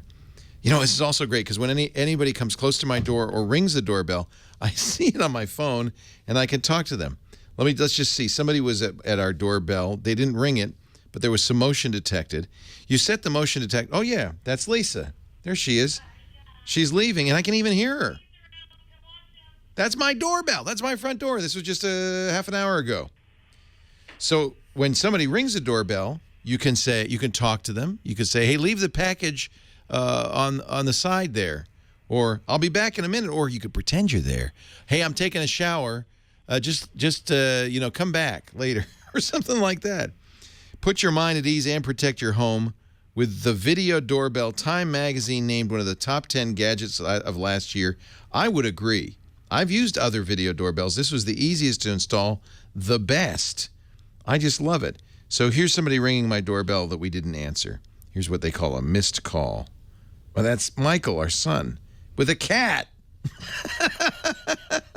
It's kind of endless hours of amusement.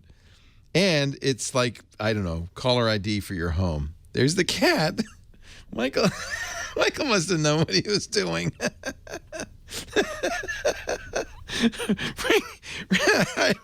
Ring.com/techguy. You're going to get $25 off. That's only $174 for your new Ring video doorbell. I'm telling you, you're going to love it. Ring.com/techguy. Let me play the little sound here. It'll even ring your doorbell at home if you've got a wired doorbell. Ring! What is Michael doing? Hey, how are you today? Leo Laporte here. The Tech Guy, Hour 3 of the Tech Guy Show. We're going to get back to the phones in just a second. I want to mention something that I think is super cool that I've been using lately. And I think I've mentioned this before. I feel bad talking about it because it's in such short supply. It's hard to get. It's called the Alexa. I'm sorry, I shouldn't say it out loud. There's people who have it now. Their devices woke up. The Amazon Echo, which goes by that other name. It is really cool. Amazon is selling this directly, and I guess they're coming out. They're starting to ship now. Used to be you had to get an invite and be an Amazon Prime member. It's a little pricey. I think, what is it, up to $150 now without Amazon Prime membership. But I like this thing. It is a tube, a black tube, a cylinder. I have it in the kitchen. That's probably, you're going to want to keep it where it's, most trafficked. And you talk to it. And it does stuff. And that's so cool. For instance, if you wanted to listen to this show, you can tell, its name is Alexa, but I'll call it Echo. You could say, hey, Echo, listen on TuneIn to the Tech Guy, for instance, and it would play. Might be live, might be the podcast, but you would get the show. You can have it read books to you from audible.com. You can put a calendar. It's kind of like your phone, where you say, make an appointment to see the dentist Thursday at 4, that kind of thing. You could do that with your Google Calendar. It does so many interesting things. It's very smart. It has a decent speaker on it, so it's good for listening. They have a news brief. You could say, hey, Echo, give me my news brief, and it will read. And you can set what sources you use and stuff, but it'll give you the news, the sports, the weather. You can ask it questions, not like kind of unlimited in an unlimited way, but you can say how many teaspoons in a tablespoon, or who's the first president of the United States, or how old is, how old is, actually, I asked it, what was it? I asked it, how old is Elvis? And it told me how old he would have been and how old he was on the day he died. I mean, it's really kind of smart. It's surprising, too, because Amazon was kind of a dark horse in this. We know that Google's doing it with Google Now, and Apple's doing it with Siri, and Microsoft's doing it with Cortana. But this you don't need a phone to do this. It's just this tube you need. And because it has a speaker built into it, you can also say, hey, play Uptown Funk, and it'll play it. Play anything in your music library or anything in the Amazon Prime music library. It is pretty cool. Well, Amazon has announced that you can now support the Echo in your own app. They call it I don't want to say it out loud, the Alexa voice service that'll integrate Echo into connected hardware. They've also put up a fund, a venture fund of $100 million to support developers and garage, inventors, gadget builders, startups who want to put this kind of voice-powered experience in their hardware. So an interesting business. In other words, you won't have to buy an Echo to use it soon. I would love to see companies that make Bluetooth speakers or stereo, like Sonos, put this in so I can talk to my speakers. We're getting more and more, we're getting to the point where we talk to stuff. Of course, it's a little weird because you're having lots of conversations. If it's noisy, it doesn't work very well. And, of course, the kids like to mess with me. As soon as I say, hey, Echo, they go, ah, blah, blah, blah, blah. They ask different things. They try to hijack it. I feel like, though, this is really, in some ways, useful. I'm curious, do you talk to your phone? You feel like an idiot when you do it? Do you have an Echo? Do you talk to it? I like my Echo. I use it to listen to audiobooks. I use it to get a news update, to play a song. It's kind of fun. So they're going to distribute this. They call it the Alexa Skills Kit. And it will make it easy for anybody to connect their apps and their software to the Echo. And then they're going to have Alexa voice services, which would actually allow you to make an Echo. Of course, one of the reasons Amazon does this is because you can tell Echo to put something on your shopping list. In fact, if you've ordered it before, you could say reorder it, and it'll just reorder it. Hey, Echo, get me laundry detergent. And it will know, hey, the last time you ordered it, it was this. It was Tide. Do you want this again, the same size? You say yes, and that's it. Boom. You'll get it day after tomorrow. I haven't done that yet, but that's pretty wild. So the idea is they're licensing this. Your alarm clock could be doing this. I think we're going to have devices all over our house that are listening to us. What do you think? Do you like that? What about a vending machine? You walk up to a soda machine and say, hey, soda machine, give me a Coke. And it does. She's got a really nice voice. As Amazon announced it, they had already had some partners. Scout, one of them, they're going to build it into their Scout home security solution. Toy Mail, which is a kids' toy company, is going to put it in their kids' toys. Oh, that's a good idea, right? Very interesting. On the one hand, I guess maybe because I've read a lot of science fiction, and how I think of HAL 9000 and 2001 in Space Odyssey, and I love the idea that we could talk to our computers and that they would appear to understand us. We could even have conversations with them. Echo's kind of like that. I mean, she's got a nice voice. You can kind of talk to her. She's a good listener. A lot of times she says, I don't know what the heck you mean, but that's not much different from my wife. I love this idea. I can now talk to my TV. I have an Xbox. I could talk to my Xbox One. In fact, Windows 10 is going to have Cortana built in. You'll be able to talk to your computer. I can talk to the remote control on some of my TV devices. The Amazon Fire Stick, I can talk to it. I can talk to my NVIDIA Shield Android TV, ask for shows, say play Orphan Black, and it'll play Orphan Black. I like this world. This beats keyboarding everything, doesn't it? The real key is getting better at the recognition so that it's more fluid. And if we can get what they call it natural language, the ability to kind of understand what you're asking for, even if you might say it in a different way. The early versions of these you had to ask very precisely. I could say, make an appointment for a haircut, but I couldn't say, put down a haircut for 4 o'clock tomorrow. It wouldn't know what I'm talking about. But as they get better at that, pretty soon it'll be your little robot pal you can talk to. I'm excited about this. If you haven't purchased an Echo yet, it's kind of a toy. Let me go to Amazon and see what the $179.99. But do watch the video on it at Amazon.com, and you no longer need to get an invite. I feel like this is we're kind of entering the future. It's a little sci-fi. The ability to talk to our computers, have them understand it, and do something intelligent, maybe even respond. That's the next step. To have a conversation. Am I crazy? Does that sound interesting? The problem is now I have to be very careful about who I address, especially on the air. I can't say the A word, Alexa, because if I do that, it wakes up people's echoes. And I already have a few listeners who complain every time I do that. I can't say Apple's, SIRI. I can't say that. If I say that out loud, it wakes up and says, yeah, what do you want? I don't understand what you're talking about. Google, I just did it. I can't, even just saying, for some of you, even just saying the G word, Google, will wake up your device. There was a bit of a brouhaha over that. People were worried that the Chrome browser was listening in. That's another issue, isn't it? Privacy.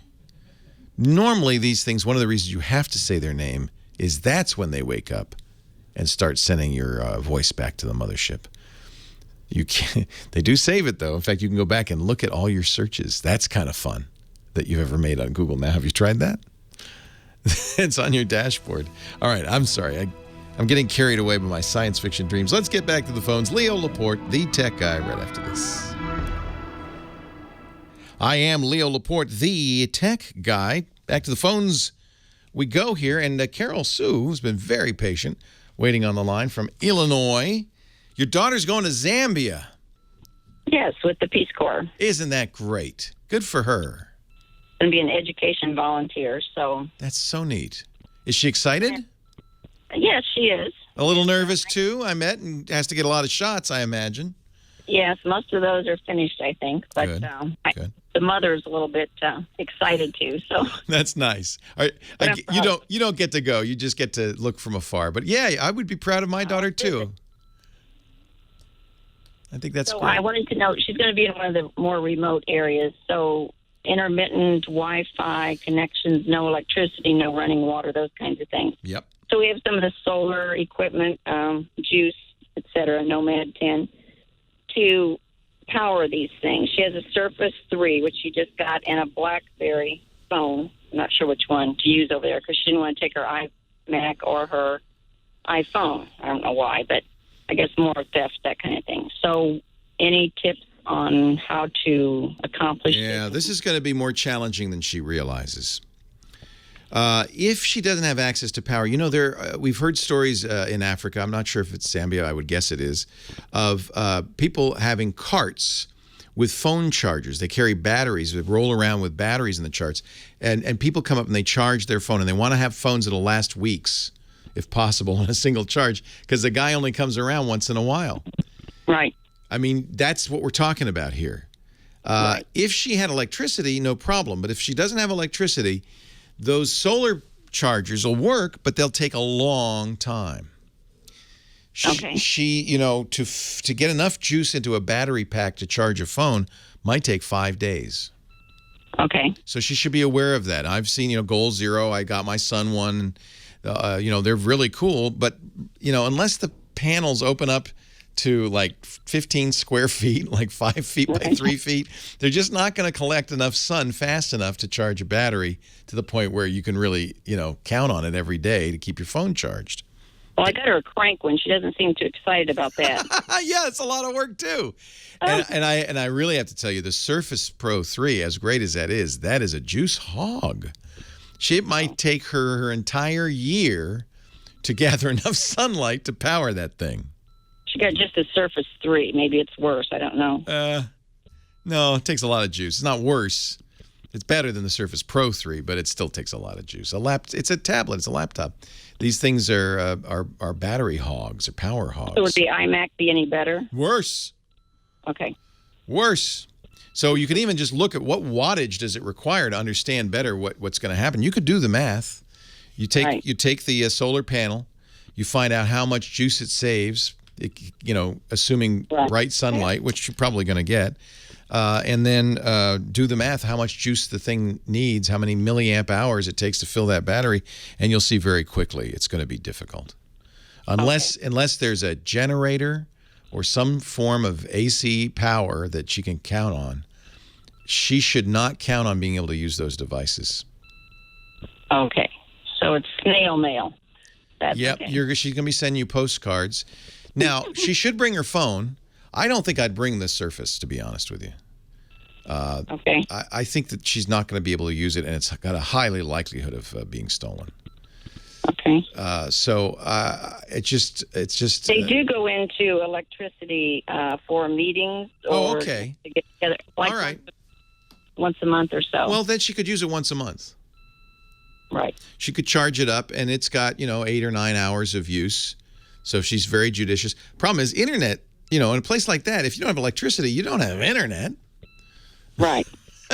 You get electricity first, then you get internet. So if electric power is a problem, I think you can assume the internet's going to be bad too. Now, she does get some text from a friend that's over there. Not a friend, but a friend. Text you will get.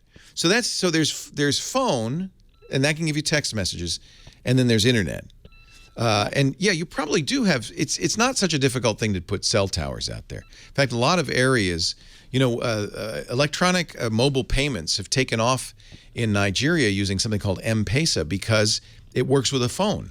It doesn't need internet.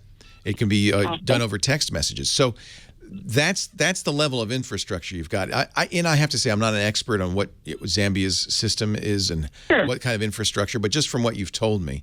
The points I would make are solar's not going to give you enough juice really to be reliable. If you're going to be able to plug in once a month, great. You'll be able to use that until the power dies down, and you'll have to go back and do it again. There are she could bring a generator with her, a gas generator. She could use a crank generator, although that's a lot of cranking. Well, the weight is a problem too. Yeah, we reviewed a cooking pan that both boils water and creates electricity for charging. There are things like that. It's not a lot. What is it? I mean, it's REI sells them. I'll find the name for you.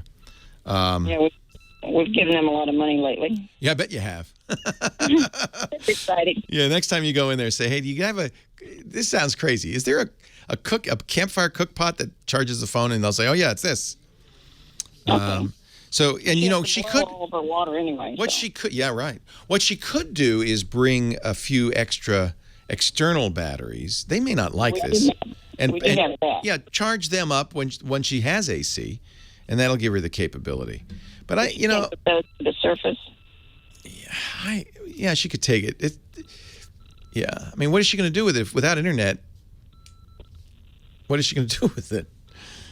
Right. It's an interesting issue because I really think that we want to take the luxuries of our first world nation along with us. And if you're boiling your water so you can drink it, and if you only have electrical power once a month, I think you might just have to kind of rejigger your mind. I know you want to hear from her mom. I know you do. Right. But, God will provide. So. Yeah. I mean, she's doing God's work out there, and that's great. Yes. That's why she's doing it. She's, That's right. So that's kind of part of the sacrifice she's going to make. Exactly. Right. And it'll be good. So. Oh, it's going to be great. You know what? She's going to come back. She's going to be better off than us. She's going to be breathing the air and looking around and seeing colors, and we're going to be staring at our phones. Right. And she has a Kindle Voyage, and I think somebody mentioned like shortwave radios too. Okay. The Voyage is, get a crank shortwave radio. The Voyage is great because that'll go a long time. She might even be able to charge that once a month and be fine. Mm-hmm. Shortwave radio, she's going to be cranking that. Okay. Well, they do make those. They make those, and that'll give her some stuff. But if she expects to have her iPod and her headphones and her Surface tablet and be surfing the net, I don't think so. No, it's mostly me, probably. It's Mom. It's Mom. Sure. I understand you want to stay in touch, and I think that's something to remember. She should probably bring a simple phone, not a smartphone, that she can use to send text messages. Well, that's why they had good luck with the Blackberry, I believe. Okay, that'd be a good choice. The Blackberry goes a long time on a charge. Some phones go even longer because remember, all she's going to be able to do is send text messages to you.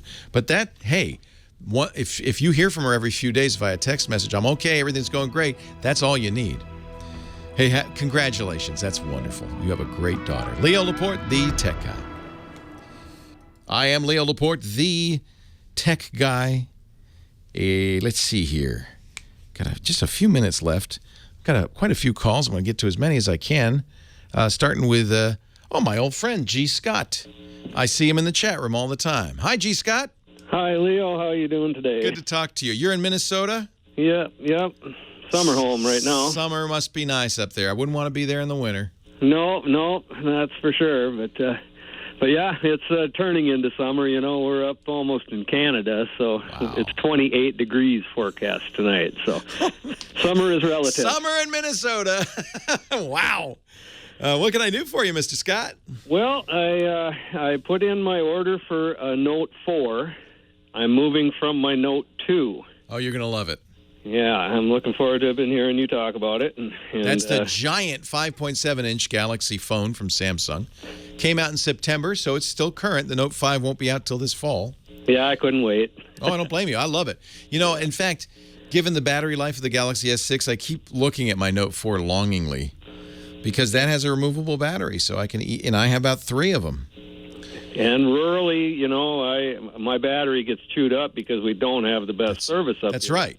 So that removable battery is one part of the reason that I thought I'd go that route. But my question is, okay, so I've got a bunch of apps on my Note 2. Can I just move those over somehow? Do I want to maybe start fresh? And because a lot of them I don't use. What do you do? I mean, you do a new phone every month. So that's exactly right. And you know what you're going to love?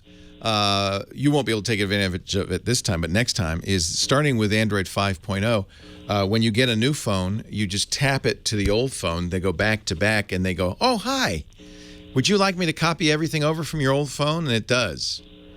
Now, apps you want to re-download anyway because you want to get the latest version. Okay. So every time I started up a new Android phone, and I just did yesterday, now I do this tap thing, and it goes, okay, and it copies over settings and, some critical stuff.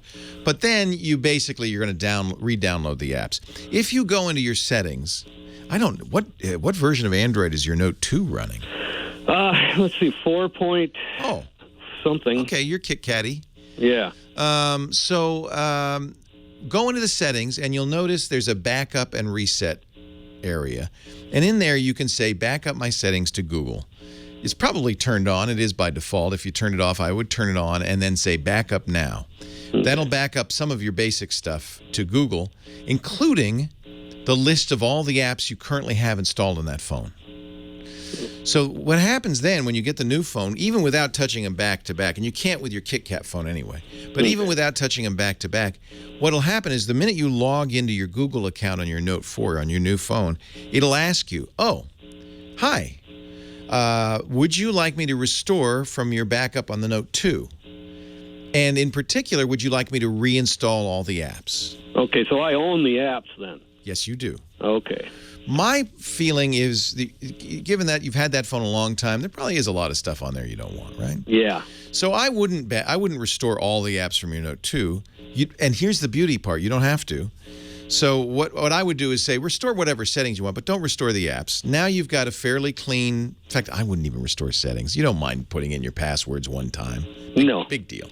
So don't even restore anything from the old phone. Start fresh. Say, I've never had an Android phone. How is that? But when you log into your Google account, you can then go to the Play Store and you can see every app you've ever downloaded. That's really nice. So you'll see, you go to My Apps, and there's ones installed, and then you swipe over, there's purchased. And that isn't just apps you've paid for, but apps you've downloaded before. It'll show you every app you've ever downloaded.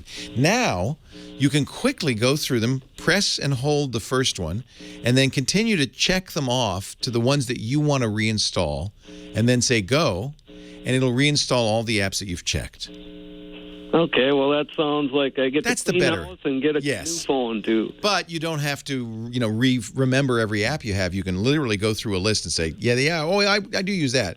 Or, no, I don't ever want to see that one again. In fact, you can actually delete it from the list. There's an X as well. Okay. All right.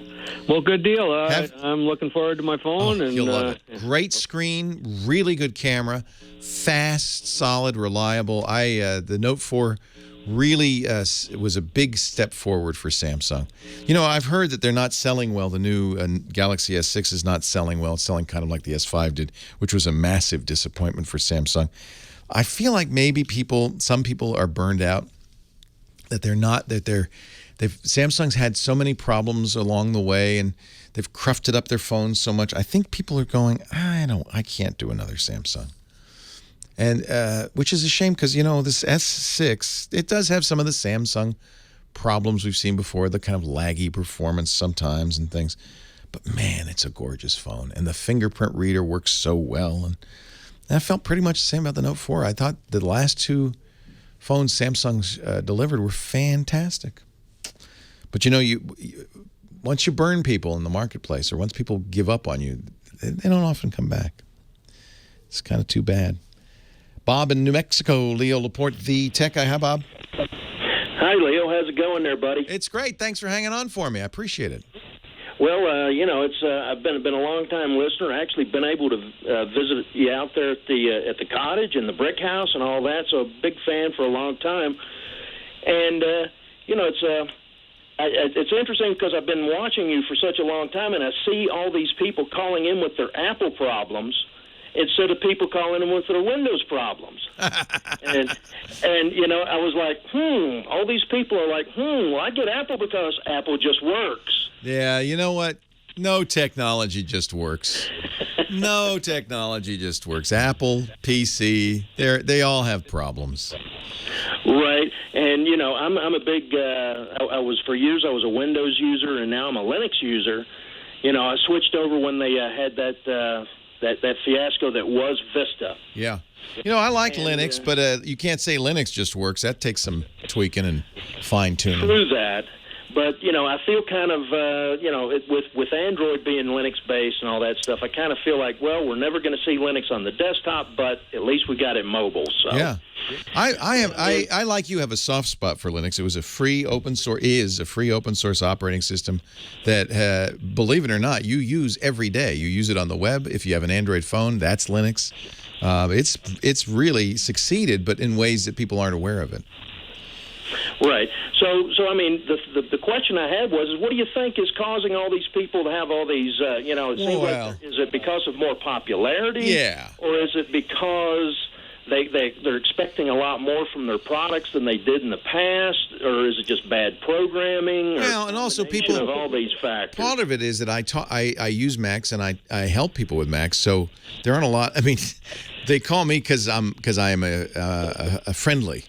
So that's one. I may get more Mac calls than, say, some of my competitors because I use Macs and I can talk about them. I don't think Macs are particularly trouble-free.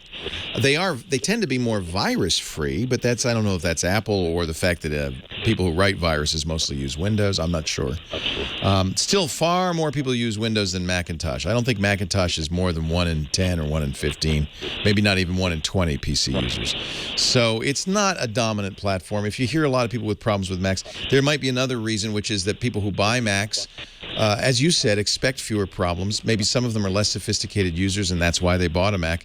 So the kinds of problems I hear about on Macintoshes are, frankly, more minor, I think, often, than the people who call with Windows problems. But having said that, honestly, there isn't that much difference between a Mac and a PC. And all computers have problems. Nothing is easy to use. And knock on wood, nothing ever will be, because then I'd be out of work.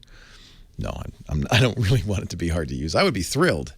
But the technology industry sells us a bill of goods a little bit. Oh, it's going to be easy. Anybody can figure this out. And the reason is they're engineers. Yeah, they can figure it out. They're geeks. The rest of the world's going, what is this? Even me sometimes. What are you, crazy? All right, we're going to take a break. Guess who's next? Dick D. Bartolo, Mad Magazine's maddest writer. I am Leo Laporte, the Tech Guy. Tech Guy Show today brought to you by Gazelle. We love the Gazelle. Thank you for supporting the podcast, Gazelle. And you ought to know about Gazelle because anybody who listens to this show probably is a little bit of a gadget hound. Gazelle helps support you in your habit by giving you a great place to sell your old gadgets, your iPhones, your iPads, even buy broken iPhones and iPads, Samsung tablets, Surface tablets from Microsoft, Macintosh computers, broad variety of stuff. The best thing about Gazelle is you can go there right now, Gazelle, Gazelle.com, get a quote good for 30 days. That's great because you know exactly how much you could get for the device, but you're not committed. So you can think about it. You can get your new device, transfer the data over, or just say forget about it. But get that quote now because I can tell you one thing. These devices, they're not getting more valuable. They're getting less valuable with time. Gazelle, Gazelle.com. Once you've decided, I'm going to sell it, you check out. They'll send you a box, pay the postage, and they turn it around fast. In fact, if you forget to wipe your data, they'll do that for you, which is great. And they pay you in cash, PayPal, or this is a little pro tip: Amazon gift card give you 10% extra. Gazelle.com. People always say, well, what does Gazelle do with these old things? Well, the best stuff they sell. So now you can not only sell your stuff to Gazelle, you can buy certified like new gadgets from Gazelle at a very fair price. They also have certified good gadgets. These are little slight, signs of wear, but you save even more. And everything this Gazelle sells is guaranteed. They put it through a rigorous 30-point inspection, so it's fully functional. You have 30 days to risk-free return, so there's no risk to you, and it's a great way to replace a broken phone or a lost phone, tablet, that kind of thing. Samsung, iPhone, they will sell it to you as well as buy it from you. I like that. Gazelle.com. Give it a try today. Gazelle. It's where I send all my old stuff. Gazelle.com. We thank them for their support of the Tech Guy Show. I'm Leo Laporte, the Tech Guy. Here he is in the dog days of July. Dick D. Bartolo, Mad Magazine's maddest writer. We call him the Gizwiz because each week he brings us a great gizmo or gadget. Hi, Dicky D. Leo, how you doing? How's stuff in Disneyland? Things are good here. It's a little sticky out. What do you do because you got the dogs? You got Fairway and Charlie. Charlie, right? I forgot that name. Oh, that's okay. Fairway and Charlie. What do you do when it's hot? The dog days. Oh, you know what? A lot of air conditioning, and the dogs. You don't bring them out. Oh, well, Charlie will go in the park no matter what. Fairway's 15 now, so she just finds exactly where the AC comes out, and that's her spot. Yeah, Ozzy will do that too. He'll sit right in front of the vent. Yes. And his ears flap with cold. Yes, that's correct. I've seen him in flight when you put it on high. Yeah, our dog is a Papillon, so he has those giant butterfly ears, and you gotta watch. What do you got for us this week, Mr. I got today. We both love LEDs, so I have an LED keyboard, which Cherry, the company that makes it, says is the world's fastest keyboard. Well, Cherry makes these switches that gamers love. That's what it is. And the funny thing is, when I did this like last week or 2 weeks ago on the GizWiz with Chad Johnson, and I said to Chad Johnson that every key is backlit. I said, and there are 5 keys. Everything is red, which is on this keyboard. And keys that you use a lot, you can, there are 5 different keys that you can light up in blue or shut off. And I said to Chad, like, for example, you can shut off the Windows key. I said, why would anybody do that? And you are not a gamer, obviously. I know. That's exactly what he said. He said, gamers don't want the Windows key, and it's great if it's off so they don't accidentally hit it. Exactly. And lose time. It's so frustrating. You're playing a game, especially if it's like an online game competing against other people, and you hit the Windows key and the game disappears in your Windows screen. It's terrible. I can imagine. I can imagine. So it's an all aluminum frame. It comes with a wrist rest if you want it. Strangely, the wrist rest attaches to the keyboard with magnets. So it says, be careful of putting any memory media. Oh, you mean fortunately, nobody has floppy disks anymore. No, that's true. That's true. So that was a problem in the old days. Yeah. And I thought it was a touch on the expensive side with a list price of $220. But Chad said, gaming keyboard? Right. He said no. Well, and like you, he said Cherry is like, they make a lot of keyboards. They have their switches are the clicky kind. The big. Yes. You notice that with yours? It click, click, I click. did. Yeah. I felt like I was back at Goodson Todman with an old clunk. Yes, exactly. But evidently people love that. They do, and it's supposedly maybe a little bit better for your ergonomics because you have to work a little harder. So but I can't use those keyboards in the studio because then you'd hear me. No, you couldn't. And so I use the mushy kind that are silent. You probably don't have big clicky keyboards in there either. Oh, that's pretty clicky. Is that the Cherry? That's the Cherry keyboard. Oh, no wonder. That's really clicky. Yeah. Well, wait, hold that up. It's pretty. The neighbor upstairs came down and said, "What are you doing?" I hear this. Are you tap dancing? What is going on? Are you watching a Fred Astaire movie? Leo Laporte, the tech guy. He's Dick D. Bartolo, our gadget guru, the GizWiz. You'll find his website, gizwiz.biz, and a brand new What the Heck Is It game. So the idea with this is, in fact, you go to gizwiz.biz, click the button that says What the Heck Is It. He'll do a close-up picture of a gizmo or a gadget, and you've got to identify it. Mostly people get it, or? No, I would say every once in a while I'll just screw up and put up something that everybody knows. A lot more people know about. That's why I limit it to 12. Dick, that's a USB key. Perhaps you've seen one of the. Yeah, that's a keyboard. Isn't that a keyboard? I think that looks like a mouse. That'd be my guess.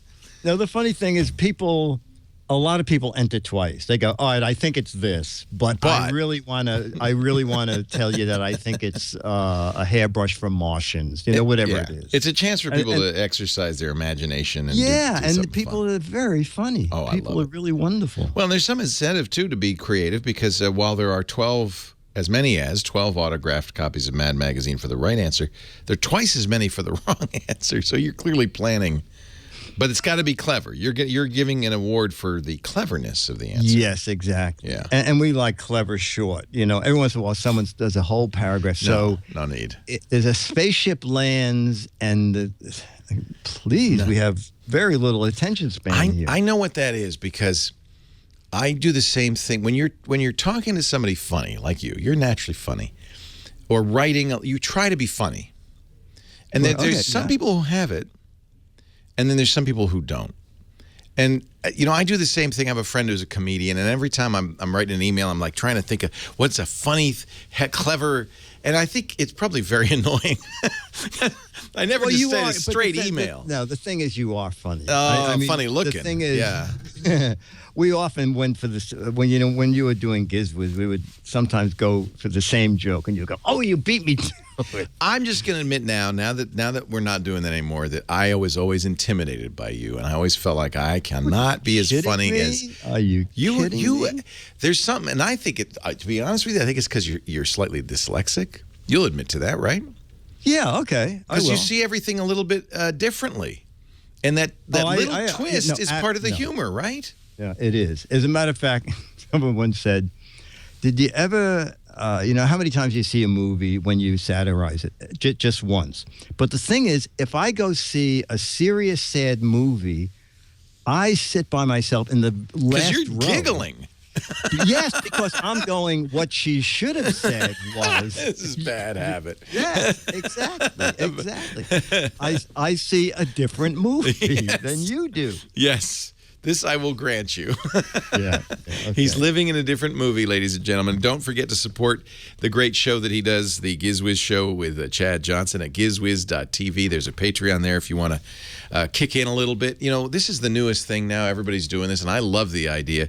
A lot of people who do podcasts or their own kind of programming, YouTube channels, whatever, will go to places like Patreon, Patreon.com, and say, I'd like to keep doing this, but I need to, pay the rent. Maybe if you like this show, you don't have to, but if you like this show, maybe you'd like to kick in $1 an episode or whatever. You got what? You're up to $800 now. $800. That's per episode? Per episode. That's not bad at all. No, 20% goes elsewhere, and then Chad and I... They skim, Patreon takes 20% off the top. It takes 10%, and then we have people who run the back end who take 10%. Oh, well, that's... And then you used to take 20%, but I said, Leo, I take 100%. We just would pretend I was taking 20%. Oh, okay. So you wouldn't feel so... No, I'm just kidding. Oh, okay. Well, no, I think it's really a great way for people to support their habits and to support the shows they love. Yeah, I love it. Yeah. So at gizwiz.tv, I think it's there. You can find out more about it. Or Absolutely. just get patreon.com/gizwiz. That's it. But if you go to gizwiz.tv, there's a Patreon link at the top. Did you do the same thing on the 4th of July you always do? I love this. No, well, you know what? They moved into the East River now. Dick used to go. It was the funniest thing ever because you didn't want to face the crowds. Was it over the Hudson? If you go all the way down to the statue, you'll never get home because there are 90 million people. So he'd get in his boat, he'd turn the fireworks on TV, and go to 34th Street, the widest street in New York, and then sit on my boat and see the fireworks go up on TV. But they moved them up in the air and see them live. Yeah. Happy 4th, Dick. Leo Laporte. The same. The Tech Guy. Well, that's it for the Tech Guy Show for today. I'm Leo Laporte. Thank you so much for joining us. Don't forget, the Tech Guy is just the tip of the iceberg. We do nearly 30 shows now on the Twit Netcast Network, and you'll find them all at twit.tv. We talk about Windows on Windows Weekly, Macintosh on MacBreak Weekly, iPad on iPad Today. You get your daily dose of tech news from Tech News Today, and our weekly roundtable show, This Week in Tech. It's all at twit.tv. And I'll be back next time with another great Tech Guy podcast. Thanks for joining me. See you next time.